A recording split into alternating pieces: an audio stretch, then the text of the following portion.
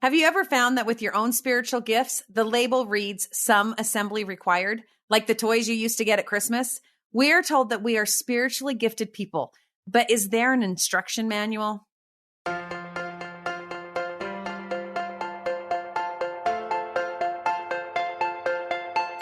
Hi, and welcome to Magnify. We are a podcast that helps keep General Conference top of mind without adding to your to-do list. I'm your host, Kathryn Davis, a mom, a seminary teacher, and a big football fan who loves God. And I am so excited to learn and be inspired with you. We know life is busy, and we are here to lighten the load by bringing you weekly spiritual reminders that will leave you feeling a little bit better than before. Maria Eckersley is here to share her 3 spiritual reminders that spoke to her from Elder Stevenson's address, Promptings of the Spirit. Well, Maria, welcome back, my friend. I'm so excited you're here. It's good to be here. Okay, one question for you. What would you title this week if you were writing the book of your life?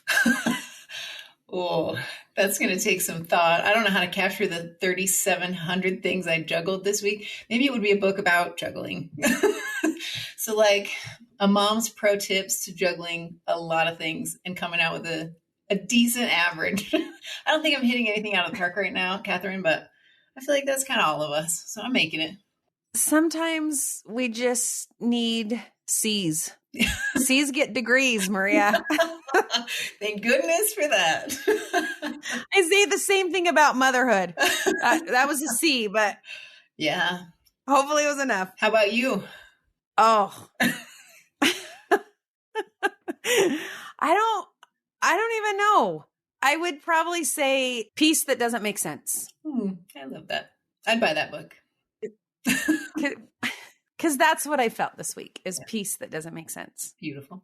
So, Maria, how did you feel prepping for this episode?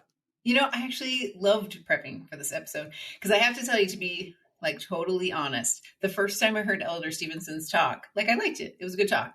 And then I went right on to the other talks, and I really wasn't one that I would have like dog-eared as, ooh, I've got to go back. And it wasn't until I actually started diving into his writing that I was like, well, there are things here that I'd actually never thought of before. And I've studied spiritual gifts and I've thought about spiritual gifts, and I've certainly spent a lot of my life thinking about how to get more revelation. And there were things in his talk that I was like, oh my word, how have I not heard that before? So I loved that piece of it. It was like unearthing something that was there, but not right on the surface. I liked it. Which always reminds me that we need to spend a little time digging in and putting an effort into every talk. Yeah, I think so. Especially the ones you think, oh, I'm not sure I needed that one. I think you're always wrong. That's what I've learned. You know, I think there are things you need in the moment and there are things you need long-term. So I think we need them all. Well, I even thought that about President Nelson's address last time in April. I'm like, oh, that was a nice talk. That was great. Now I'm living by that. Yeah, true. Okay, well, I'm excited to talk about the 3 things that stood out to you as you prepared and studied this talk. And your first reminder is we are all spiritually gifted people. Can you tell me more about that? I don't know why this caught me off guard, Kathryn, but I was telling my husband, like, I think I've got some baggage on this one because in 4th grade, Kathryn, I got tested to be in the gifted program. It was one of those things where like they pull you into a separate room and you do a puzzle with this stranger and whatever, right? I didn't make the gifted program. So for years, I was like, oh my gosh, I am not a gifted person. I saw all my friends go to their special classes and I was like, it's fine. I'm great. I'm just not gifted. Because I always thought of gifted as like, you're born with this and it's very obvious to other people and you can't really make it happen. It's just part of your DNA or it's not. And what I loved about Elder Stevenson's talk is that he seemed to focus on the fact that every one of us as a covenant making and keeping daughter of God or just a child of God is blessed with gifts. So I started to picture things a little differently. Did you remember that part where he talked about that some of the gifts need to be assembled? Do you remember that, Kathryn? Yes. That was one of those aha moments for me. Yeah, me too. I started to picture like the Lego sets that my kids get at Christmas time. I don't know if your kids are into Legos, but my boys love Legos. Like it's joyful to them to have this giant thing to assemble and put together. And I started to think about spiritual gifts more like that, not something that I get automatically or that is very obvious from birth, but something that like is available to me if I will take the time to assemble it and put it together. And that to me was empowering. I just felt like, oh wait, maybe there's gifts all over the place. Like the visual that came to my mind. So in December, we have 3 family birthdays just in my little family and Christmas. And my birthday is one of those. And so December, like we constantly get packages from Amazon because that's where I order everything. And I sometimes will have packages like stacked up outside my doorstep. And I just, you get the delivery notification, but maybe you don't go outside immediately to grab it or you don't get around to it. And I started to think about like, there are some times when I don't even open the box. Like I'm in such a rush or I'm so busy that I don't even look inside. And I think that's kind of what I have with spiritual gifts. I started to picture like, what if there's this stack of spiritual gifts that he is prepared to make my life easier and happier, just like Amazon things are, but I haven't taken the time to open it or assemble it, or it looks too complicated. So I set it aside and think maybe some other time I'll have time for that. And I think I'm missing out. So I felt like Elder Stevenson was inviting me to open and try to put things together and acquire the gifts that he has just sitting, waiting for you. Well, I think that's such a valuable image to keep in our minds, because I know with you, I've always had anxiety when people have talked about gifts and spiritual gifts, because I've always associated it with talents, and I have none. I would always say like a talent show. Oh, we're going to have a talent show in Young Women's. Right. I'm like, well, I'm out. Like, what am I going to do? I don't play the piano. I don't sing. I don't dance. And all my friends did. So I always thought I'm not talented. I don't have a talent. I don't have a gift. And I grew up for so long thinking that. And I love this idea that maybe some of our gifts aren't as visible and they need a little assembly. What's a gift, Maria, that you've had to assemble? Oh, okay. So let me give you a really interesting example. So my son, Jack, he's 20 now, but when he was 4, he was diagnosed with autism. And I struggled because at the time, autism wasn't super familiar to anybody. And I was sort of scrambling. And honestly, I had 3 kids under 4 and I was like, how will I figure this out? And one of the things that was really tricky with Jack is he could speak. He just really couldn't communicate very well. It was almost like he had memorized phrases from movies that he would use. Almost like if you've ever seen a tourist try to talk and they don't really know the language, but they've memorized certain phrases. That's what Jack was like when he was little. And I struggled to be able to teach him, to be able to help him. I just couldn't figure it out. And one of the promptings that came to me was so interesting. I was kind of at my wit's end. Jason was consulting and traveling all the time, and I was sort of on my own, and I didn't know how to help Jack. And I got this idea in my mind that I knew he loved Blue's Clues. It was this show that was on when he was little. And so I thought, what if I put paw prints on things? That was part of the show, that he would put these paw prints on things and they were clues. I don't know where that thought came from, Kathryn, but when I started to put little blue paw prints on things around the house, and if I put a paw print on it, he could speak to me. Like he would talk about the thing that the paw print was on it. Like things cracked open. And I found myself, what I realized is I'd been praying all that time for the blessing to be able to understand Jack. I kept asking for blessings. Like, help me understand Jack, help me see Jack, help me communicate better with Jack. What I think God wanted to give me was a gift. Like he wanted to give me something that would last well beyond when Jack was 4. He wanted to give me a way to communicate with Jack that would hold us. So he opened up this idea, but I had to assemble that gift. Like I didn't figure it all out at once. The Blue's Clues trick didn't work for everything. But what it told me was, you can connect with him. You're his mom. He will make a way for you to connect. Keep pushing. So I sort of had to assemble my ability to communicate with Jack over time. And now I feel like it's a legitimate gift. Like it is something that I get Jack. We understand each other. A lot of people don't, but I love him wholeheartedly. And I find myself feeling like that's a gift that took some assembly. And now I'm reaping the rewards of this completed set. I just think that's one of the times I saw it so vividly. The beginnings of a gift turn into something that would last me forever. So you mentioned that there might be some unopened Amazon packages on your doorstep. I think so. Yeah. Or some unopened gifts. How do we go about even recognizing those and assembling them? I think you want to look at where your struggles are. This is the like epiphany that's been coming to me this week, Kathryn. I think he actually has promised that we'll have the capability to work through our problems, right? You see that throughout the scriptures over and over again, that they have tools at their disposal. They just don't know that yet. I started to think like, I think all the problems I'm facing and all the obstacles I'm dealing with, there is a spiritual gift to help me with that. And the D&C teaches us that we should seek earnestly the best gifts, right? So I think our job is to assume that gift is there because he's not going to withhold anything. If you're living worthily and you're repenting daily and you're trying, there's no gift he's going to like pull back from you. I think they're all available. So you need to start thinking, okay, what's my problem? And what gift would really bless me? What gift could I have that would really help me solve this problem? And then start praying for it, reading conference talks about it, seeking other people who have that gift and finding out how they assembled it. I think that's where you begin. Well, and the gifts he mentioned in the talk are huge, Kathryn. Like I was looking at them, they're like the gift to be able to have things healed, the gift to be able to see miracles, the gift to have wisdom and knowledge. Like those are huge gifts that he's basically saying, like, they're outside your front door. Yeah. You just need to be able to go do the spiritual work. I think you have to live worthy so that the Spirit can come in and you can be blessed with that in your life. But I think as long as you're doing your best and you're trying, you've got those at your fingertips. I don't think they're always supposed to be like me acquiring gifts. I think sometimes it means I'm going to make a friendship with someone who has that gift. That in itself is my gift. Do you know what I mean? Like he will bless me with the gift to be your friend and to find ways to help you and benefit you so that your spiritual gifts can spill over into my life. So I don't think it's that we're supposed to be this ridiculously talented, I can solve all my own problems kind of mom. But I do think we are supposed to be women who recognize gifts in others and say, I think I need that. How did you get it? What can I do? Or how can I come close to you and help you so that your gift can bless me? Does that make sense? Yeah.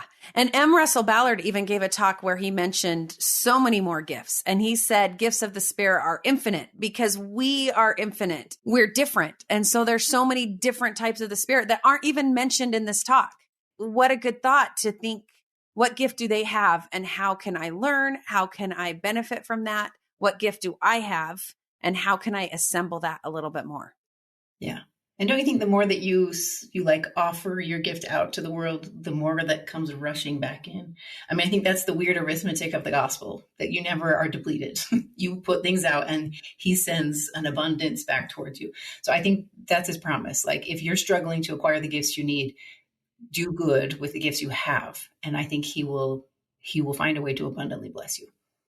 He even mentions that in his talk in another way where he says, testify of holy truths. By using that, we also receive, right? It's scary to go out and use those gifts, but the more we do, the more we practice, the more we assemble, the more we can receive and understand and know and bless. Yeah. I thought that was a cool pivot point in his talk where he basically talked about how if you want to increase your ability to receive revelation, that's one of these spiritual gifts that all of us want. It's what all of us hope is on the top of the pile of our Amazon packages outside because we all worry that we don't receive enough revelation or we don't get it the way somebody else does. And so that's when he's like, this is a common one I know all of you want. Let me show you how to access it. And he talked about exercising your abilities to receive revelation, exercising that spiritual gift. And then he gave you some key ideas on how to do it. And I just thought there was such power in that because it's one of those insecurities I've wrestled with all my life, that fear of not being able to hear him. For me, one of the biggest takeaways from this talk was when he focused on inviting the Spirit rather than commanding the Spirit. Right? That was your second takeaway, is the Spirit is something we invite, not command. Yeah, I loved this. Okay, so Kathryn, you're a teacher. Have you ever heard somebody give that object lesson of like, they talk about the Spirit like a radio signal, and they say like, if you just tune to the right frequency, so spend your life. Or you're in a dead spot. Yes. Yeah. I hate that object lesson. And here's why. Because I feel like it's just, what it implies then is if I am in the right zone, if I get to that right station, then I'm just going to have this steady broadcasting stream of heavenly like intervention in my life. And that has not been my experience. Like one day I'll be at the right station and I'll get a clear signal. And then 2 days later, I'm doing the exact same thing, praying about something really similar. And I get nothing. I get silence or static. So I feel like that object lesson, it doesn't fit for me. What fit for me is this understanding that the Spirit can cut through the static, that no matter what channel I'm on, no matter where my focus is. If I'm living worthy to have the Spirit with me, he can cut through. He can get through on any station. I don't need to spend my life tuning and turning that dial. I need to spend my life doing good, and then he'll find a way to cut through. So what if you feel like the Spirit's not cutting through? Well, it depends on, I guess, why. I think your first thing, at least what Elder Stevenson talked about, is you need to check your worthiness. I think that's always your first go-to, right? Like, are there things in your life you need to set down? Are there things in your life you need to pick up? Like, I actually feel like anytime I start to doubt my ability to receive revelation, that's my prayer. Because even though he doesn't always answer prayers like, what major should I choose? Or which house is the right one to buy? He always answers prayers like, what do I need to set down?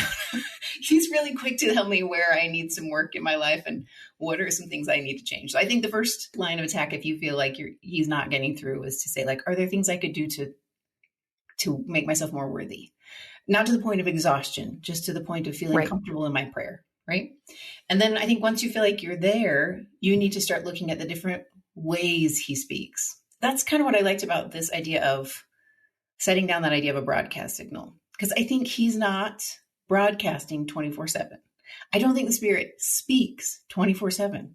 I really think he has a whole bunch of other roles. Like he comforts, he teaches, he affirms, he does all these other things.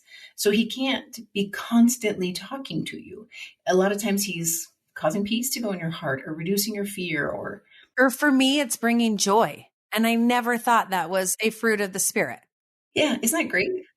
Yeah. Well, and even like when you feel yourself being more patient than you would have otherwise been, you're feeling the Spirit today, because that's one of the fruits, right? So I just feel like there's this confidence of what are the fruits? How can I look for those in my life and then work my way backward and say, like, if I can see the fruits of the Spirit, if I can see joy, if I can feel peace, if I can see that I'm trying to be more merciful or even just wanting to be a better version of myself, I know that the source of that has to be revelation. So I know I felt the Spirit today.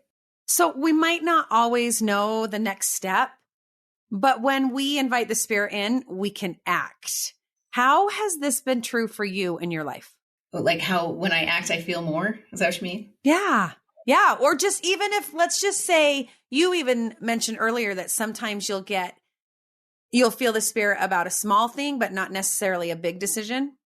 Yeah. So how can we just trust and act, even if we're not constantly being told?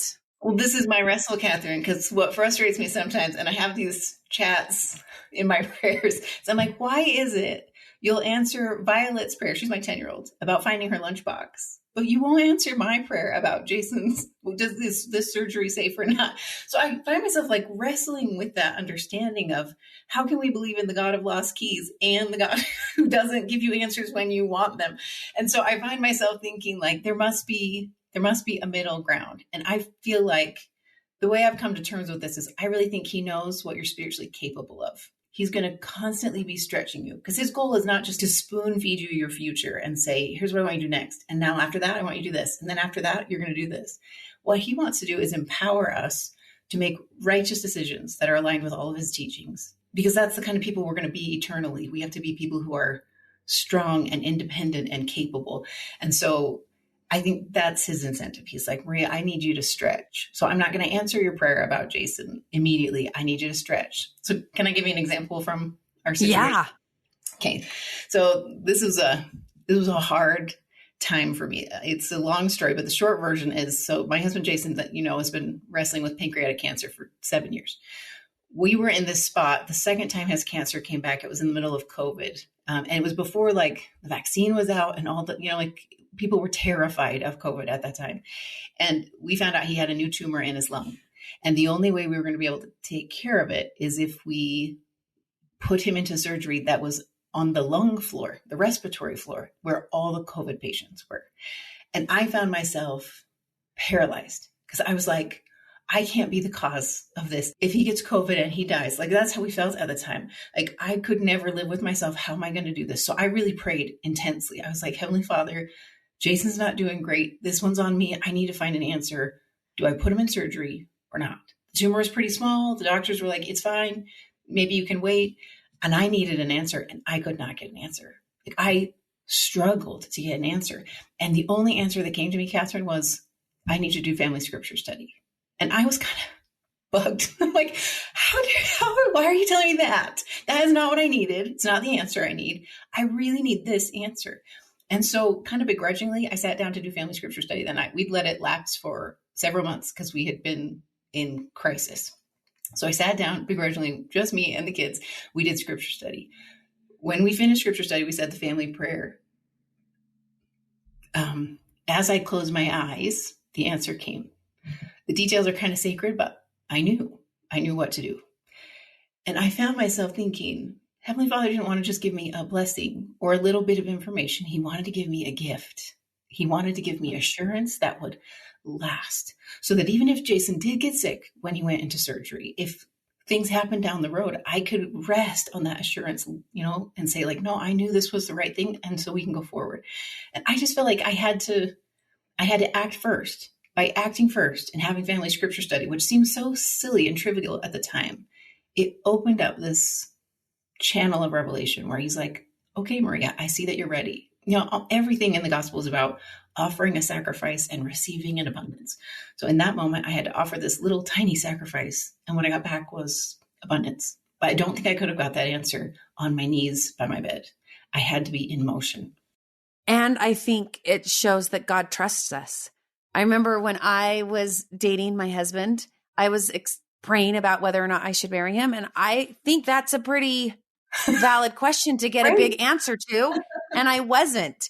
And I remember one time I was an EFY counselor. So was my husband. And we were having this counselor devotional, and it was Brad Wilcox was teaching the counselor devotional. And Brad at the end of the night said, Kathryn, why aren't you marrying Steve? And I said, because God's not answering my prayers. And then Brad said something that has stayed with me and taught me about how prayers are answered. He said, Kathryn, answers to prayers are like stoplights.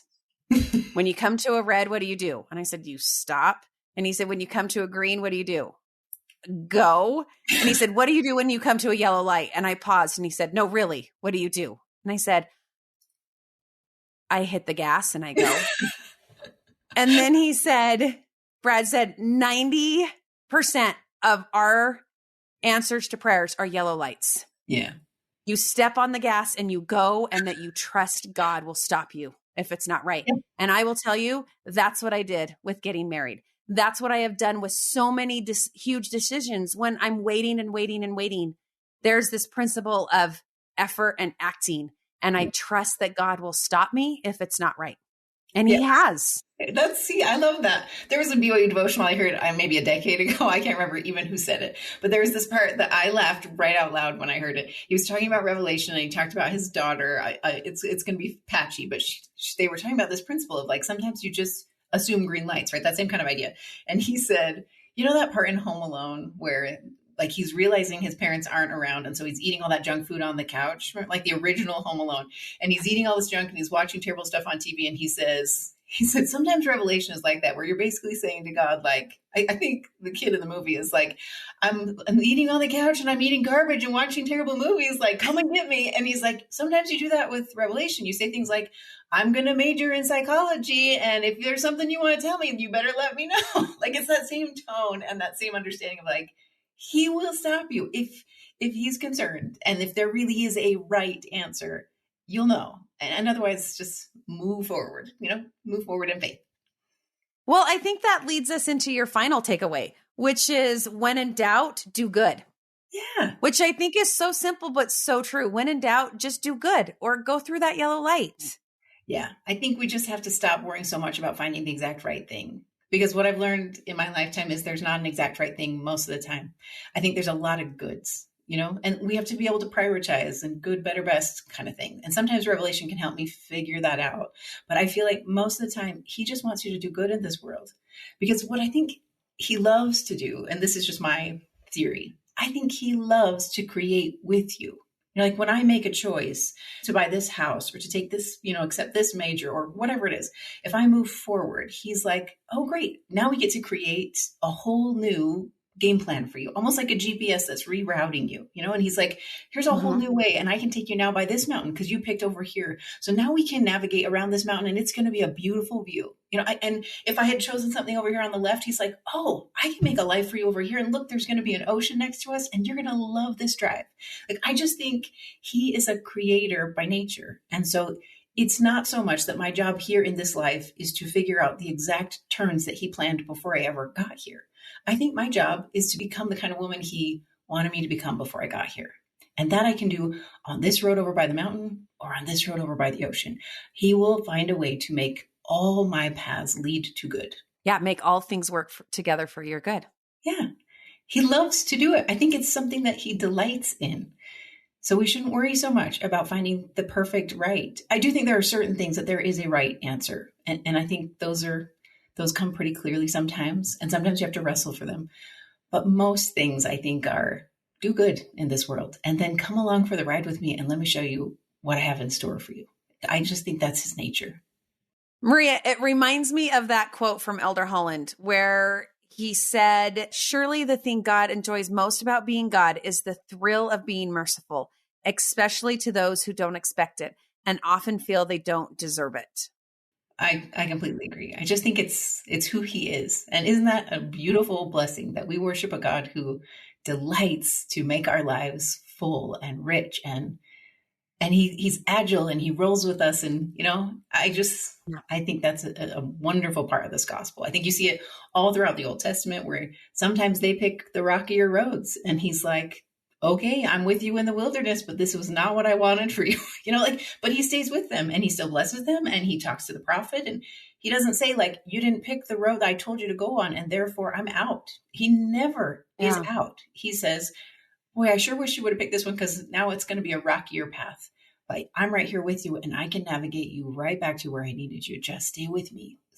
He will be with us always. So we don't need to panic. And I think we can set down our anxieties about being perfect because there isn't a perfect path. I really like that in Psalms when you read that verse about, trust in the Lord with all thy heart and he will direct thy paths. I like that paths is plural. I think there's lots of paths and he's like, I can help you on any of these. Let's go. I just think it's powerful. So what have you learned about the Lord when following the promptings of the Spirit? I have learned that I think he's in this for my growth. I think oftentimes I struggle because I feel conflicted. I want to feel like he's close, but I almost feel like he's always moving the goalpost. As soon as I feel like I've got a good relationship, he's like, we haven't tested this ground yet. And he literally moves the goalpost back. And I'm like, wait. It's like how we taught our children to walk. Yeah. We're right there. And then we're like, oh, wait, I'm going to back up a little bit. Keep coming. Right.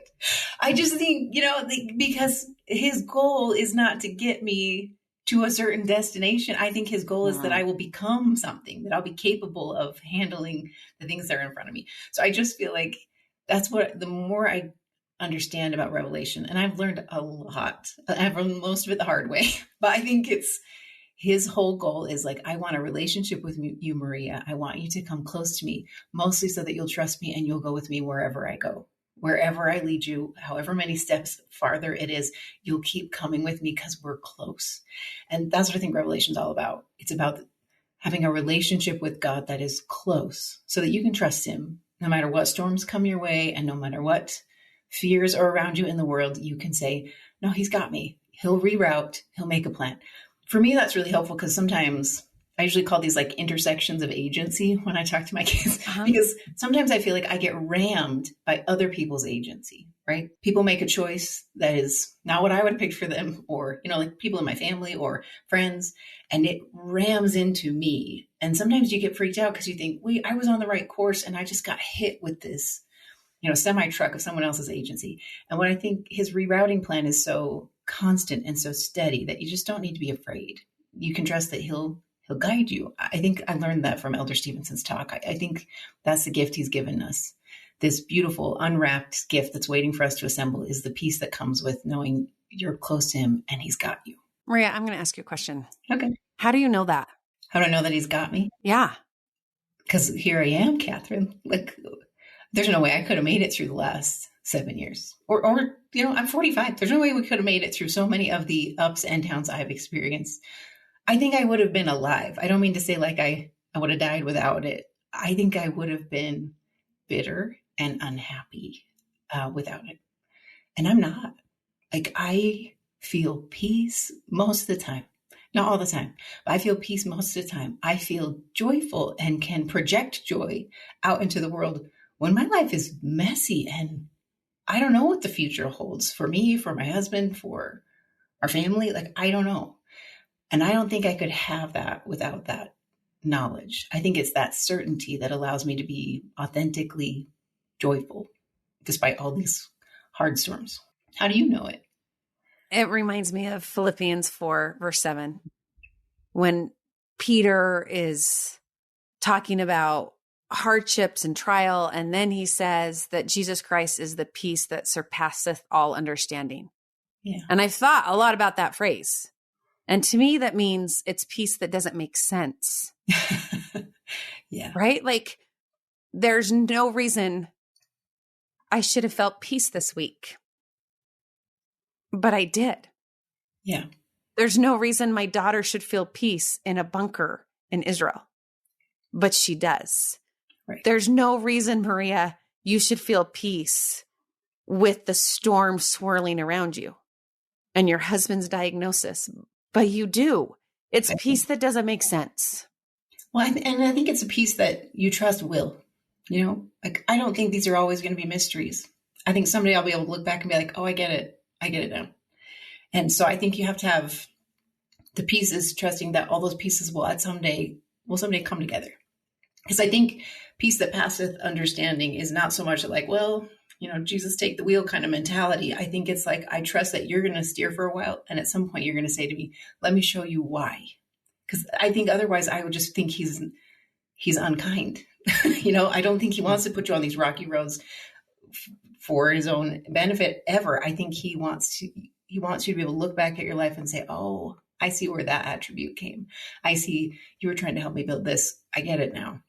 So that's the part that passes understanding for me. It's almost like I can look ahead and say, like, at some point, this will all line up and I'll be like, oh, there it is. I get it. Hey, look, he helped me assemble that gift. Yeah. Oh, yeah. It's a great way to say it. So, Maria, as you know, we love to end each show with a small and simple challenge, something that we can do to work on through the week. So what would you suggest as a small and simple challenge that we could do today to feel and trust the promptings of the Spirit? I think one of Elder Stevenson's goals with this talk was to help us recognize spiritual gifts, both in ourselves and in others, just a little bit better. So I feel like, what if we take this week to try to look at things with fresh eyes? What if we look at ourselves and the people that we love and try to watch for spiritual gifts? And then if we can, articulate them, like say it out loud, what you see in others. I just think it would be so fun to see, even if there's a spiritual gift that's still in the assembly phase, to call it out and help your family and your friends see that you see so much good in them. I really think as we take time to recognize these beautiful gifts in others, we'll see a lot more of what God has done for us in the process. That is when you talked about identifying gifts in other people, that for me is when people share what they do, it inspires me. So we want to hear what you do with this challenge. Tell everybody where to go so that we can see it unfold. If you want to keep this conversation going, you should head over to the Magnify Instagram channel. That's where we'll be chatting about spiritual gifts, our wrestles with revelation, and all the nuggets from Elder Stevenson's talk. So come over and join me. Thanks so much for being here, Maria.